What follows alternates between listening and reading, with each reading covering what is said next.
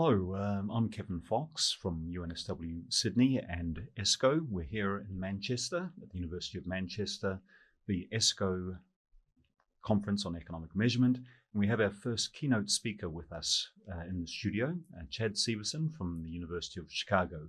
And we're going to have a chat about all things related to productivity. So Chad's just delivered his keynote address, which was extremely well received, I have to say. So Chad, you mentioned in your talk a lot about the productivity slowdown. So can you tell us something about this slowdown, which seems to be quite remarkable in that it covers so many countries with different industrial structures, different stages of development. What is it? What can be done about it? Sure. Well, first, Kevin, great to see you as always. Nice to be here with you.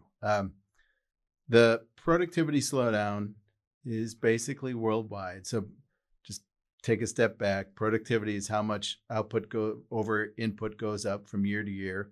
On average, that's positive. We are able to get more output from the same inputs we did before. The rate at which that changes is productivity growth.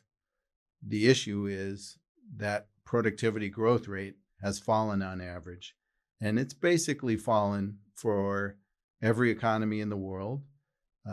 The wealthier economies, the middle income economies, and the developing economies alike seem to have suffered from a slowdown in productivity growth. How long it's been going on seems to be at least 15 years. The slowdown started showing up somewhere in the mid-2000s, probably was exacerbated by the great financial crisis. Why it happened is a huge question. I don't think we have a very sharp answer for it. Part of what seems to have gone on is there was a period of relatively fast productivity growth, say from the mid-90s to mid-2000s, seems to have been tied to gains coming from information technology, both in the production of IT, but also in the use of IT. Different kinds of businesses were able to figure out more efficient ways to operate using IT tools. That seemed to work itself through the system and have petered out by the mid-2000s. And that's kind of when the slowdown started. So you could maybe say, okay, we kind of picked the low-hanging fruit of IT. Now, why did they happen to stop being pickable in 2005? And why can't we find new fruit? Those are important, but they're questions I don't think we have sharp answers to.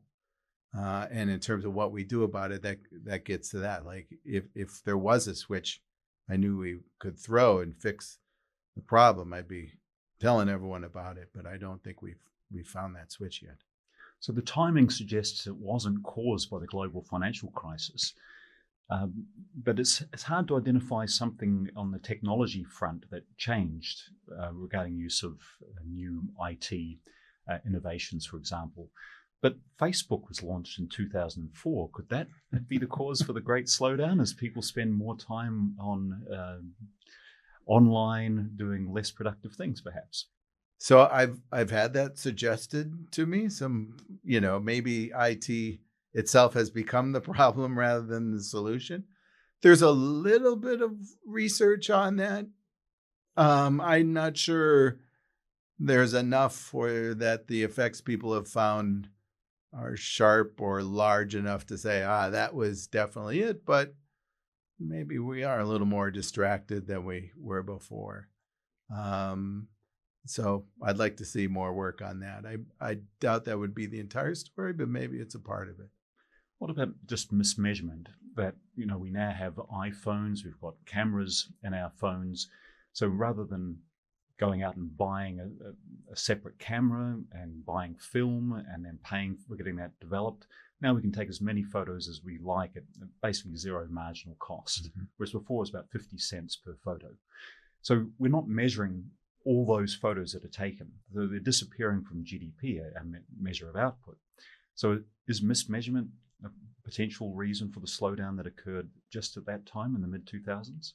That's a great hypothesis, and I think it was a lot of folks' favorite explanation, at least for a time, of what was going on. That the slowdown was illusory, it was a measurement problem, And it just happened to be that this time period in the mid 2000s was when, the types of products that people were buying shifted to these kinds of examples you're giving, where you're getting seems like you're getting a lot of stuff, but you're not paying a lot of dollars. And the way we measure output is GDP. So it's expenditure. So if people get a lot of stuff, people are happy. But if they're not spending a lot of dollars, it's not a lot of GDP and not a lot of productivity. So I think that was a very plausible hypothesis. The issue is, and I've done some work on this, but a lot of other researchers have, I think when you really try to press that story to the data, it doesn't hold up. At least it doesn't hold up quantitatively. Maybe you can say, oh, we're missing this, that, and the other thing. There should be a few more dollars in there conceptually that aren't.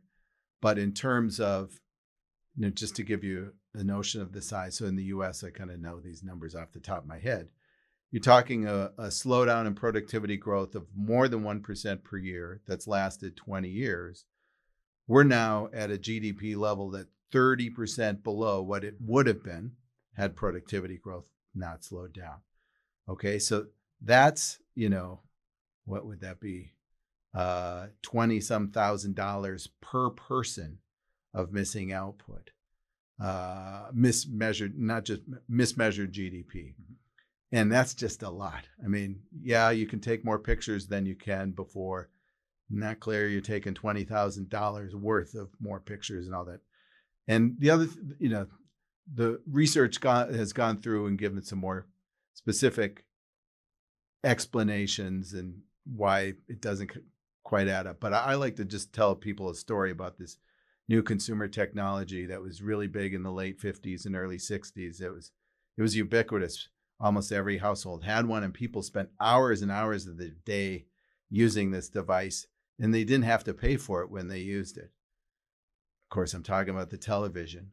All that benefit was essentially not measured in GDP, but measured productivity growth back then was 1.5% higher than it is now. So we were still able to have high measured productivity growth, even in this world where these products are delivering these quote unquote free benefits. So I think that's kind of an instructive way to think about it. So even if we can't precisely identify one cause for the productivity slowdown, policymakers are very keen on trying to address the productivity slowdown. They want more productivity growth because of the benefits it brings us. So industrial policy is very much back on the agenda in multiple countries. What do you think about the prospects of effective industrial policy for getting us out of this productivity slowdown? Well, you said the magic word, effective. So one, what is effective? How do you define it? And two, what's the probability any industrial policy will be effective? Now, I'm a professor at the University of Chicago. I don't know if I should say this that loud, but I'm not knee-jerk against the notion of industrial policy all over all the time. I'm skeptical about it, I think for maybe reasons tied to where I'm at. But I actually think in manufacturing, there seem to be some pretty strong, what economists call agglomeration effects in manufacturing, that having a lot of stuff together actually creates spillovers and productivity growth of its own. I think we've sort of seen anti-agglomeration, so to speak, in the US with some of our manufacturing capabilities. I think there's a case to be made that we might want some of those back. And if a little industrial policy is smartly applied around the edges to move that way, that to me would be possibly effective. Do I think we want a government bureau that's going to decide the fraction of GDP that should be made every year by this or that industry? That I don't think that's an effective industrial policy or way to get productivity growth. But I'll accept the possibility that the optimal amount of industrial policy might be more than zero, but it's not an easy thing to do well. In your talk, you noted that everyone's talking about artificial intelligence. So is artificial intelligence our magic ticket out of the productivity slowdown? Well, it'd be great if it were. I don't know if it won't be. I think it's way too early. On the other hand, there's no guarantee it will be. I do think it's our best chance at a new general purpose technology that we've seen in a while. We do know that general purpose technologies can be transformative. They have huge productivity effects and all sorts of beneficial spillovers throughout the economy. So you can look at the technology and even at this very early stage, imagine lots of great things that could be done with it. But I think it's way too early to declare some sort of victory or start spending money we don't have yet. But again, it's given me a case to be as optimistic as I've ever been or have been in a while. So you noted in your talk that some industries are a bit more concerning than others in terms of their productivity performance. One notable industry is the construction industry. Now that's a case, that industry is an industry where there's been a lot of technological change over the last 50 years, including the advanced use of software, new products, a whole of project design software. Yet its productivity performance has been quite terrible, and not only in a single country, but seemingly in multiple countries, very similar poor performance. So could this be a case where more technology is causing productivity to decline as they struggle to work out how to use it effectively? Or is there something else going on? That's a good question. I hadn't thought about the sort of adjustment cost element that you're talking about.